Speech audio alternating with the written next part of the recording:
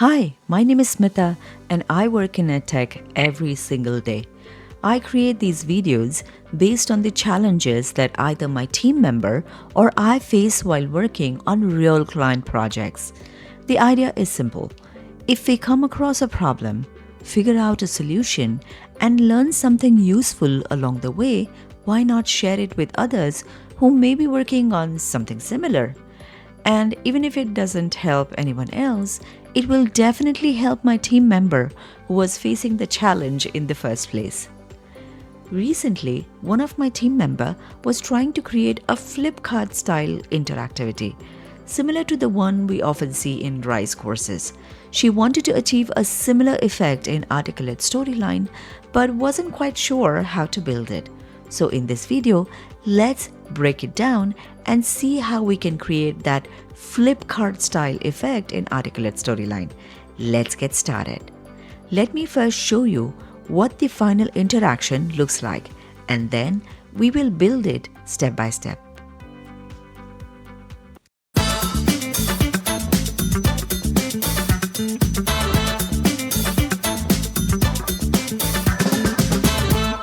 This is my project screen. On the left, we have the text that appears on the front of the card, and on the right, we have the content that will appear when the card flips. As you can see, I have already created all my assets and named them properly on the timeline. Following a good naming convention is a sign of a good developer. You want to make sure that you're prepared for the time when the project becomes more complicated, especially when there are multiple people working on the same project file. Now, before we start building, let's think for a moment about what we are actually trying to achieve with this interaction. On the reverse side of the card, we still want to see everything that is already on the front of the card, along with additional text. So when the card flips, the front element should flip along with the card rather than disappearing or being replaced completely. Now that we know exactly what we want to achieve, we can start building it. All the assets are named and the card already looks exactly the way we want it to. First, let's select all the assets that are on the front of the card and group them together. Once they are grouped, rename the group clearly in the timeline. Next, create a new layer and give that layer a meaningful name as well.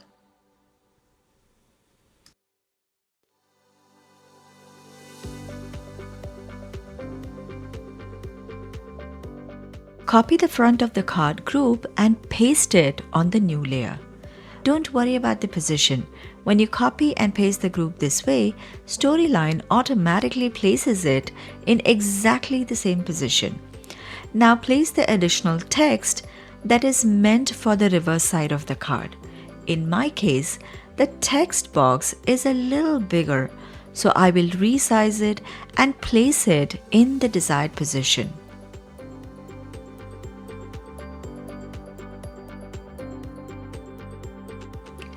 Now draw a shape over all the objects on this layer.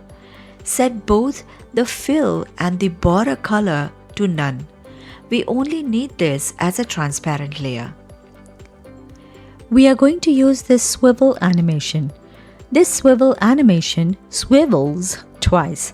So the idea is to let this transparent shape take the first swivel and then bring the rest of the assets during the second swivel.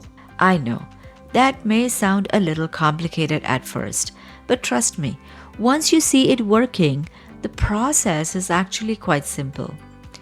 Let's name this transparent shape as well. So now on this layer, we have 3 new elements along with the base layer. First, let's group these 3 elements together and give the group a clear name.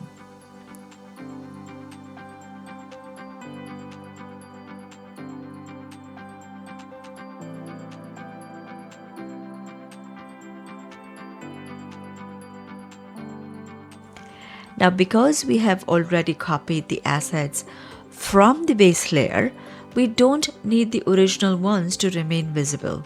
So go to the base layer and hide those objects by clicking the eye icon on the timeline. We are all set. Now let's add the animation. Go to the Animation tab and apply the swivel animation. The way we have added the animation right now, everything swivels twice. And that's not the effect we want. So open the group on the timeline and now you can see the individual objects inside the group. The swivel duration is 0.75 seconds.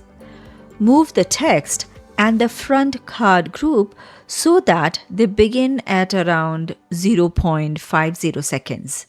This means the transparent shape handles the first part of the swivel and the actual card content appears during the second swivel. That creates the illusion that the card is flipping and revealing the additional content. And now for the final step. Let's add the trigger. Go back to the base layer and select Add Trigger. Create a trigger to show the layer when the user clicks the front of the card group. And that's it. Let's play this animation and see if everything is working properly.